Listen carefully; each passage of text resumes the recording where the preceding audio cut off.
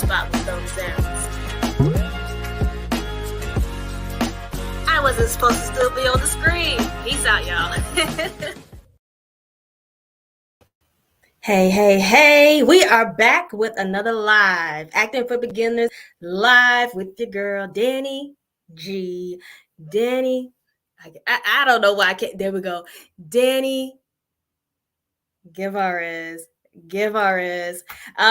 So I'm back, CEO and founder of Acting for Beginners. We have the Acting for Beginners Academy. We have the My 2-Year Planner. We have the WhatsApp group. We have the Facebook group. We have the YouTube channel. So wherever you watching, welcome. Don't be afraid to comment, send your questions, like, share, do whatever it is you need to do to tell that other friend that's interested in acting that we live. So again, don't be afraid to send your comments, questions, your concerns. If you are watching from Facebook, please give us permission to see your name if you want me to read your comments and say your name. YouTube, you're good. I can see who is responding, who's asking questions, and I can go ahead and give you your shout out. So today's show is going to be a little different. I do not have a guest today, but I will be doing a recap of the guests that we've had on the show previously, because we know that the show was only 30 minutes long. It's so short. It goes by so fast. And sometimes we don't get to really like dive into the topics of what, we would be conversating about. So so I want to take this time to kind of go back, reflect on some things, and just kind of clear up what some of the guests may have been saying, or some questions that you all may have had that you need it cleared up when the show on the replay, or what was shown. All right, so we know that this is Acting for Beginners, right? And the question that everyone always has, and you're probably gonna get tired of me saying this until you jump into an acting class, but the question that everyone always has is, how do I get started in acting? And y'all know I always say, just start. And what I mean by just start is find an acting class, join an acting class. It could be in person, it could be online. And y'all are gonna hear me say that repeatedly. And because it's important. And as you continue to watch the show, hopefully you continue to watch the show, you will understand what I mean by that and its importance of jumping into an acting class. Now, jumping into an acting class, yes, that's how you start. That's how you train. Do you have to go to a university, a college, a school? That's not what I'm saying.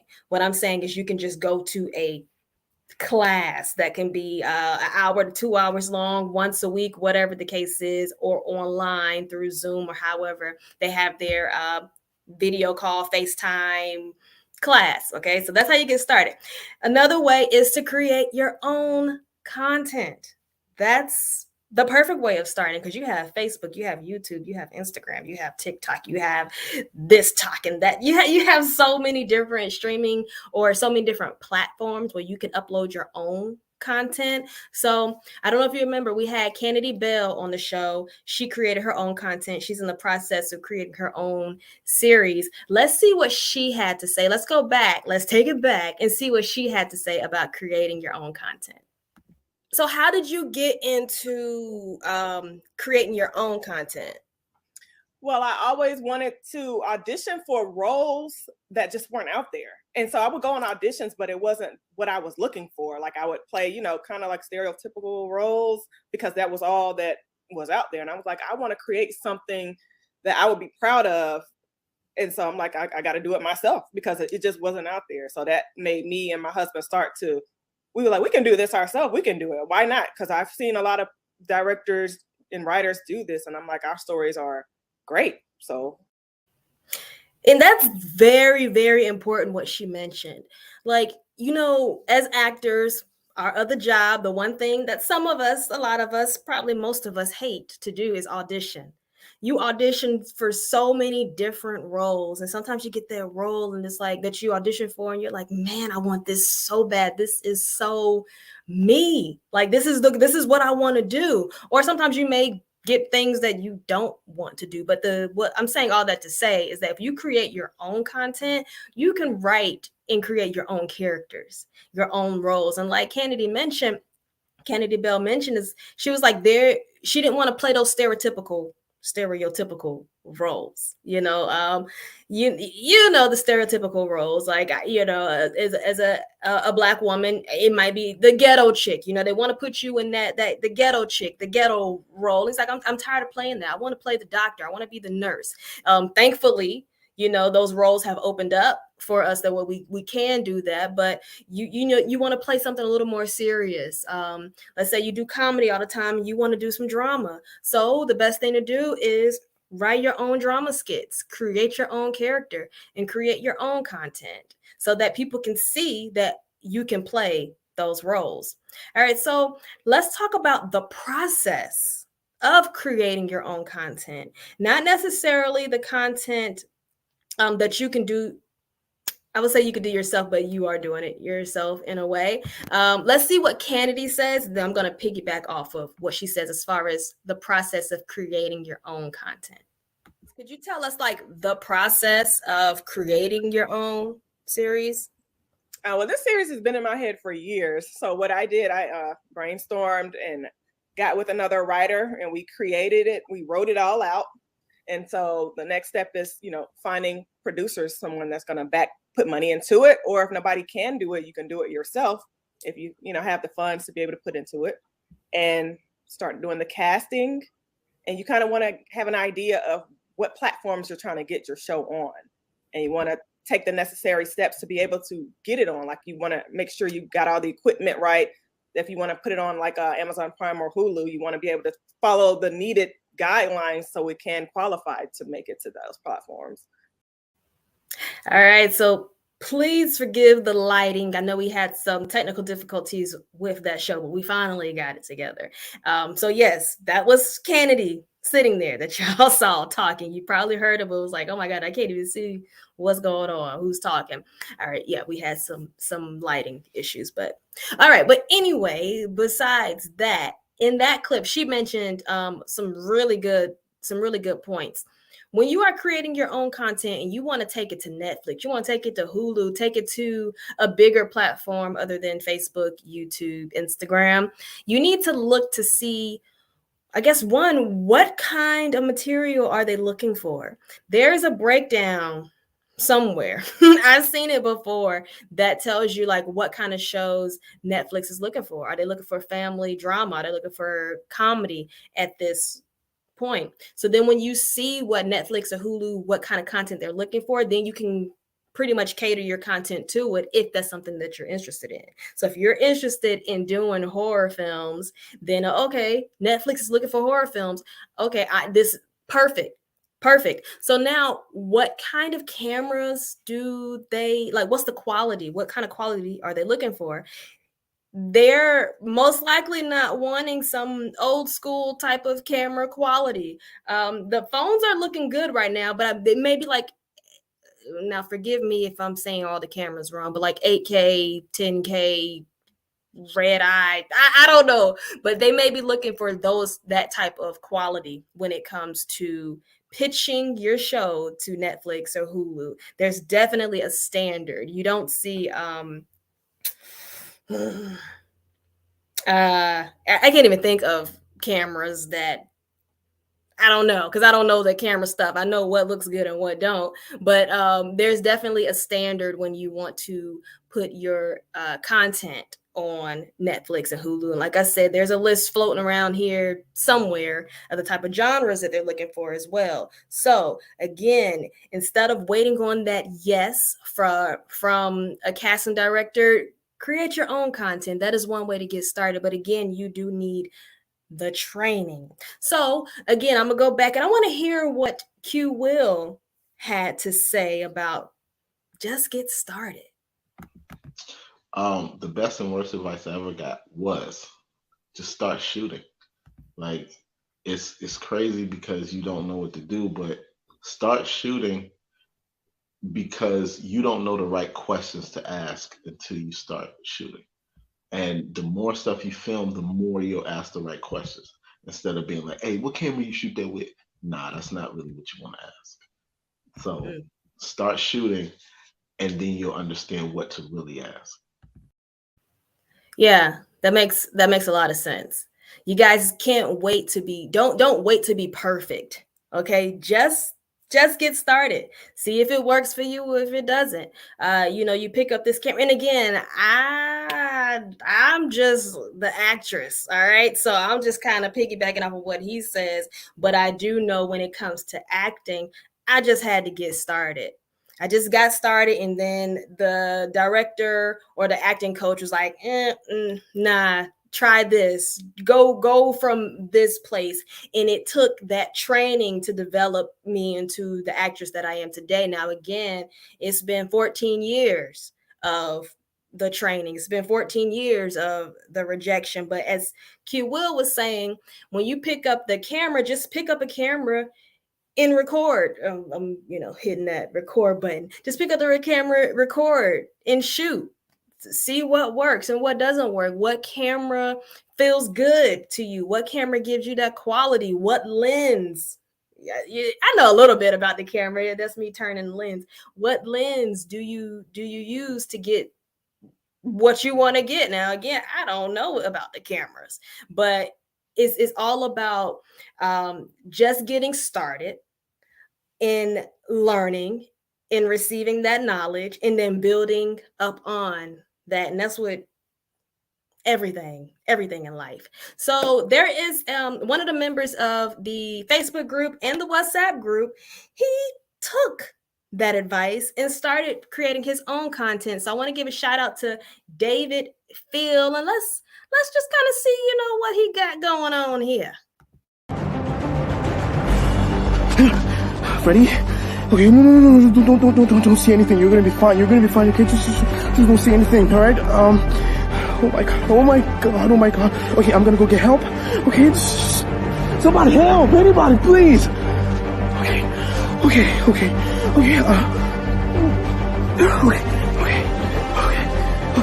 Just. Freddie, please, just stay with me, please. Okay, I'm gonna go. Oh my god.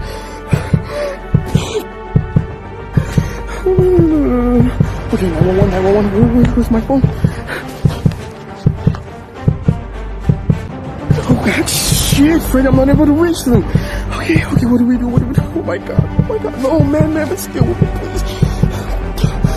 Stay with me.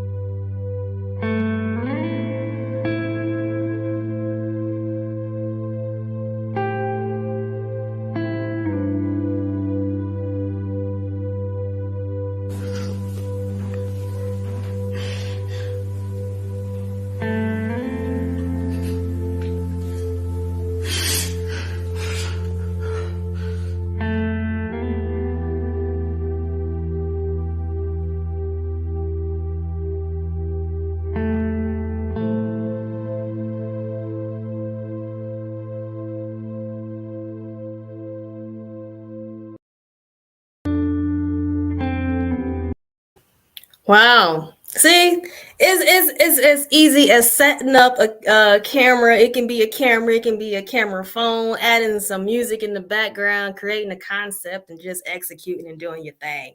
That is as simple as that. Uploading it to YouTube, Facebook, sending it to me.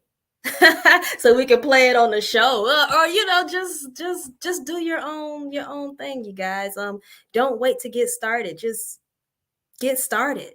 Receive feedback and grow. All right.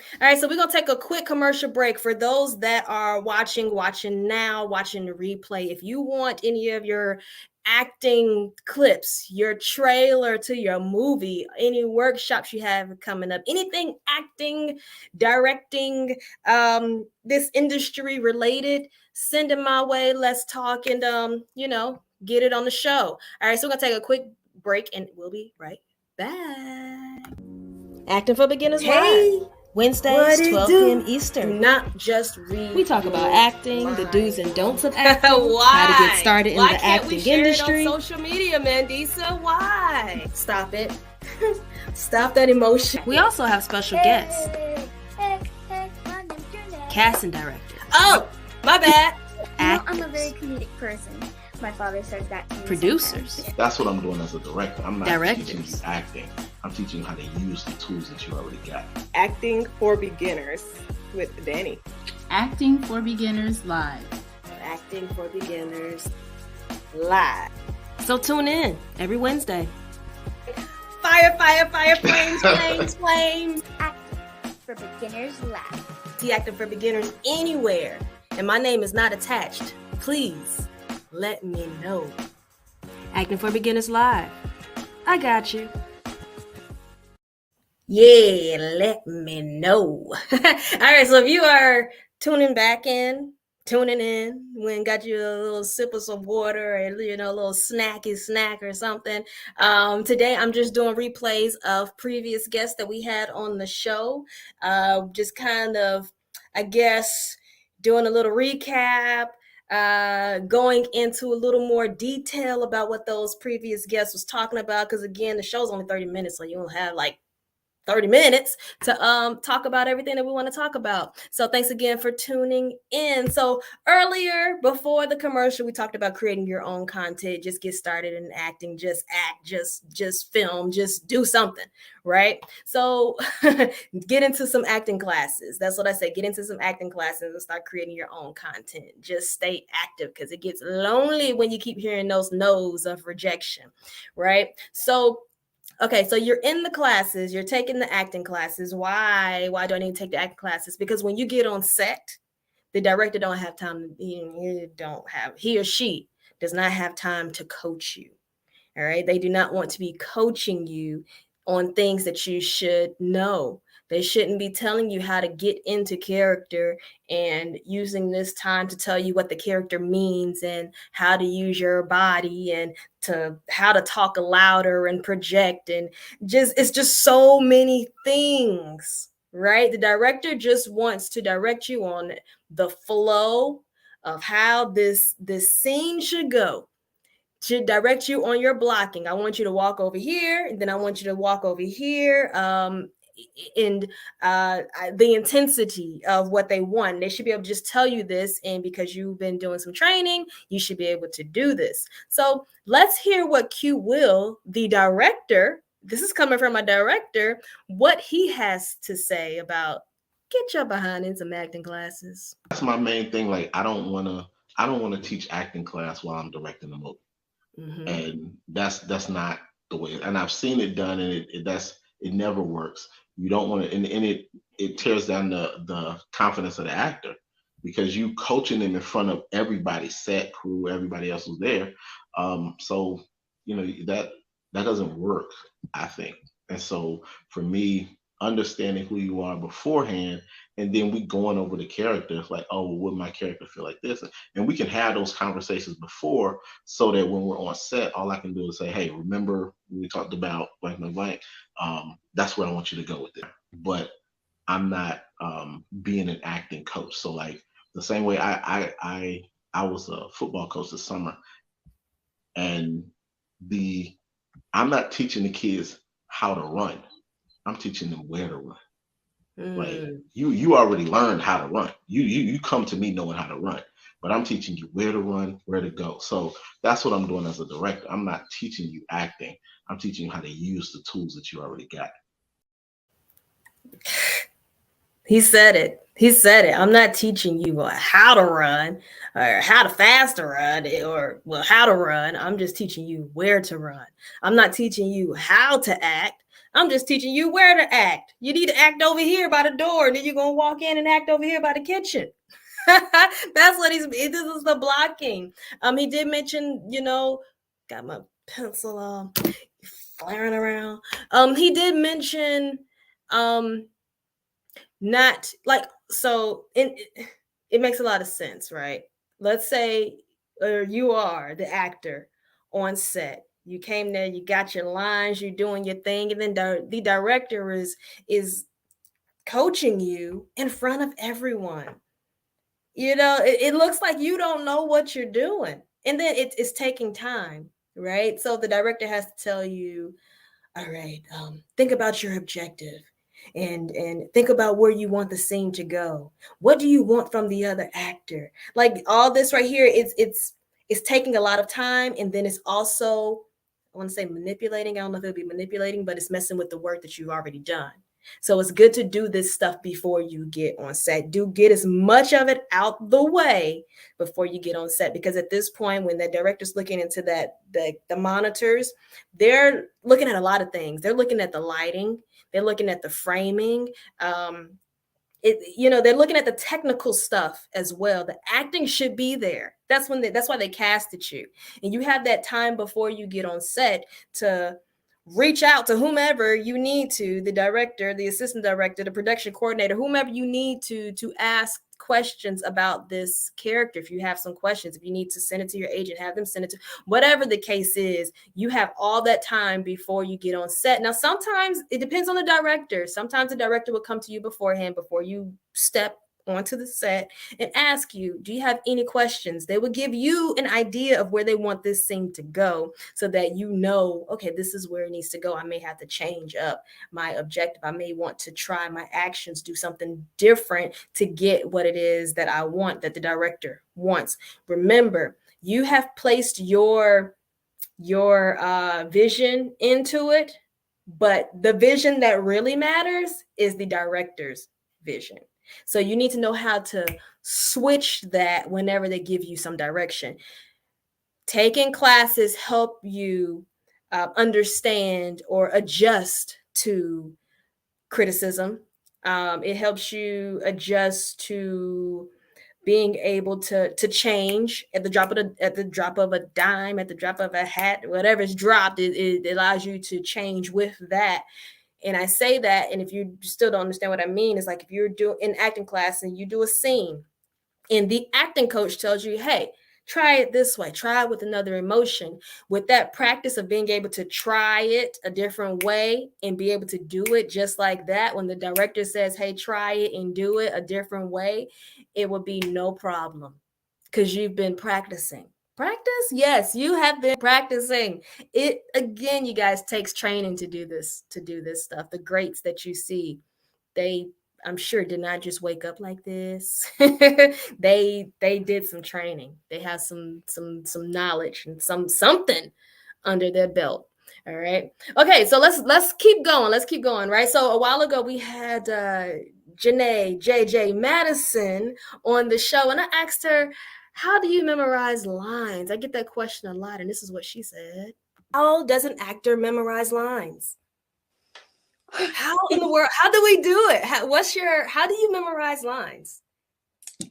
Well, how I memorize my lines is like, so you know how like the scripts are like, they have like little quotation marks and stuff, and you know how like they have the little emphasis on things.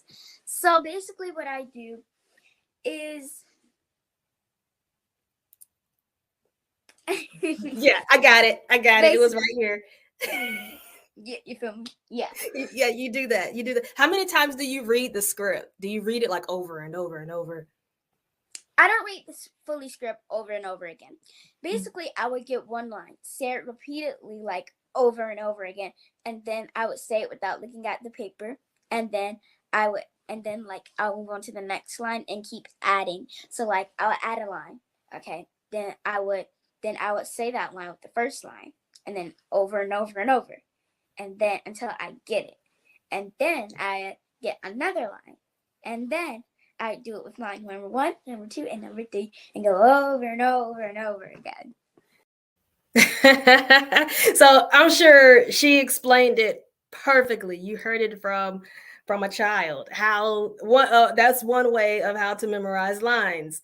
I don't feel as though I need to repeat it, but just in case I need to repeat it, you get the line, you just memorize that line until you move on to the next. Pretty much that's what she was saying. You can memorize a full page of dialogue, or what if there's a monologue, memorize that before you move on to the next one. You could, me personally, what helps me memorize the lines are pictures. All right. So let's say if I'm talking about my past, I was at a restaurant. I can visualize these things. I visualize it, place myself there. I understand the who, what, why, where I am. Getting all the information in first helps me tell the story. That helps me understand the story. So then when I do mess up on my lines, because it happens, we're not perfect, then I can keep going. I can keep improvising the story because I know what's going on and what's happening. And then I'm listening to the other person that's talking to me, because they're going to give me some kind of clue or something, especially if it's well written, the dialogue is well written, then they're going to give me some clues that's going to help me, that's going to trigger my next line. And I'm not thinking about what I'm supposed to be saying, because when you're thinking about what you're supposed to be saying, then you're not in the moment, right? When we're talking, I'm not thinking about my next line, or I'm not thinking about my next line. I may stumble on a word, try to find the word. I'm thinking about what that word could be that I can use, but I have no idea what I'm about to say 10 minutes from now. 10 minutes from now, I'm going to be off this thing. So I'm going to be doing something totally different. But anyway, those are some tricks to how you can memorize their lines. Knowing the story, know what you're talking about. And then how Janae had mentioned, she takes a line, memorize it before she get on to the next one. A mentor of mine, acting coach, Christine Horn, says that what she does, she can be doing something, playing with the pencil, writing something out, looking through your phone, right? But memorizing, going over your lines as you're doing something different. That's like a Meisner technique, right? You're doing something as you are memorizing your lines. So if you can go ahead and wash clothes and recite your lines, then you should be pretty good with that. All right, so moving on to another tip that we have received from a previous guest of ours, from Mandisa Johnson of Atlanta Film and TV. Let's see what tip she's going to give us. When the director says quiet on the set, well, you know what to do. You know what to do. That's pretty much self-explanatory, but why is this so important? Because it's like, they're on a time frame and they have a budget and they have to keep it within that time frame. And I shared with you before how there was one time where I was on my first set and we were in a big crowd, and the director just yelled, "Cameras up, quiet," and all that. And something happened. It was, I don't know, somebody shouted, and the PA looked at me and he yelled at me. And I was not the person that was making noise. It was somebody else. I just kind of looked at him, but time is money when you're working on set. So when they say quiet, don't keep talking. Just, end your conversation. When you have a break, when you have lunch, when you cut, that's your opportunity to talk. True. That is very true. When they say quiet on the set, be quiet on the set, because the mic picks up everything, and time is money. Man, the time goes by really fast. I do have a question from David Phil. He says, shouldn't you be cautious of what you're about to say next? Now, this question goes to what I had mentioned with, I'm sure it goes to what I had mentioned as far as knowing your lines and improvising. If you know the story, you're not thinking about your next line. Yes, you should be cautious enough to know the story. All right. If you are so worried about your next line, then you're not fully in the moment. You are still in, I'm just going to use you, David, for example, you're still in your head about, I can't mess up. Being cautious is worried about messing up or failing, right? But we do our best work, a lot of our great work in the mess ups. A lot of times the editors use those mess ups when we're like stuck or whatever the case is. But I'm just saying when now be cautious as far as if it's a PG-13 show, you don't want to be using profanity. Be cautious like that. But with film, they can cut and they can start back over. So I wouldn't be so cautious to where you are not in the moment and you're more worried about you, yourself, self-awareness than your partner. You want to be focused on your partner. That was a great question. Hopefully I answered it. You guys, we are out of time. And yeah, so I'm gonna have to see y'all next week. Great question, Phil. You guys, we're out of time, but yeah, so I'll see y'all next week. Check out the Acting for Beginners Academy. Check out the My 2-Year Planner that we have available. It's on Amazon. Just type in My 2-Year Acting for Beginners Planner, and I'll see y'all next week with a guest. All right, peace out, y'all.